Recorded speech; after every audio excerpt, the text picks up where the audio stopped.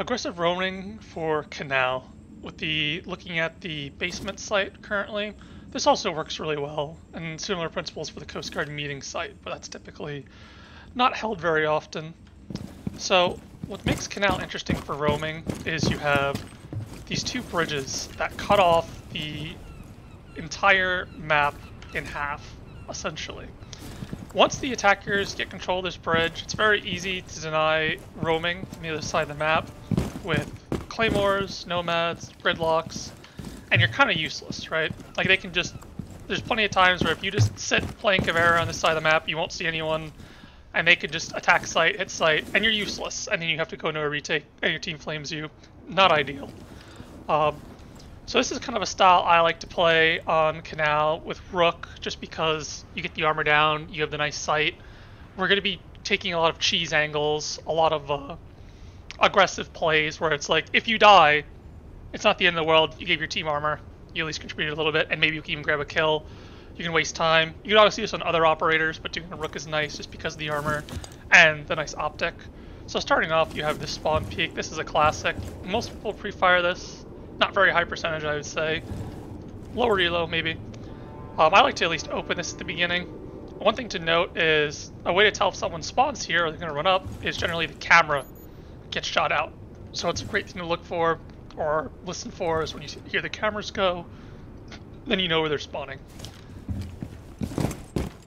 So the more important area, I would say, is this museum area here, because you can actually see out the front of reception without being detected. As you can see, I'm not detected here, and I can see them. I can even run out further. Your location has It's been very compromised. easy to catch people on drones, catch people first coming up. Again, you hear the sound cue of the camera over there being destroyed.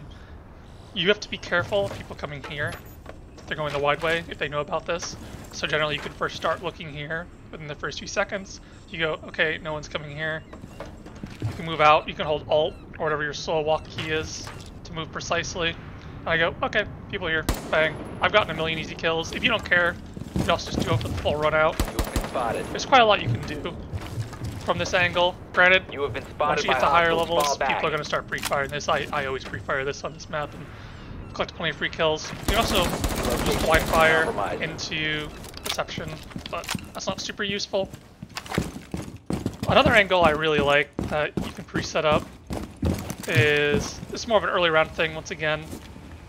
You can kill anyone trying to enter, I believe, diving, yellow area over here. When people first spawn, you can also catch people here, even potentially here, although generally people are not going to spawn that far away from the site. This is another one where if you're in a stack or you have a Valkyrie, it's very free. Just go on cams. Hey, someone's on diving window. Alright, Rook just moves his ass down here, knocks it out. A lot of people won't even put 2 and 2 together when you first knock it out, like they won't understand where it's coming from, and then you get a chance to potentially get a free kill. And if you don't kill them, it's fine. You can just leave, and they're eventually going to have to deal with you. And if they don't, they're going to be wasting a lot of time. Now, another angle, similar principle. You can run all the way up here. You can really do all these angles that I'm showing in this order, and a lot of times you might have success if they're trying to attack from multiple areas. Is here. This one's more important for if you're holding Coast Guard meetings, so the first floor site here, because a lot of people will try to rappel on this window. But this is a similar principle. I mean, if anyone's running along here, if you have like an Echo who maybe he's bringing his drone outside, that drone hole over there, or something along those lines where you can spot people. A lot of times you don't want to break the glass when you do this, but it's very easy. So just peek up here, oh, there's someone there. And a lot of times you're going to have with a better sight than a lot of people are running. A lot of people are running 1.5 now. A lot of people are running hollows after the some of the recoil changes. So a lot of times you're going to have a better sight than the people you're playing against.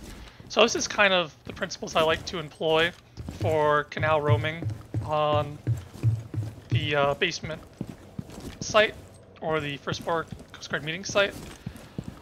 Something to note that this is more of a cheese roaming style. I don't really recommend roaming too much on that side of the map.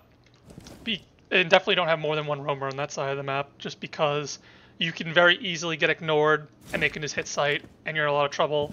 A lot of times it's better to have someone up here contesting the push into reception, contesting, protecting the hatch. But The cheese roaming style can be also very powerful. It could be just a tool in your arsenal to throw out when you need a round win, or if you think the opponent is really vulnerable to runouts. So yeah, that's what I got.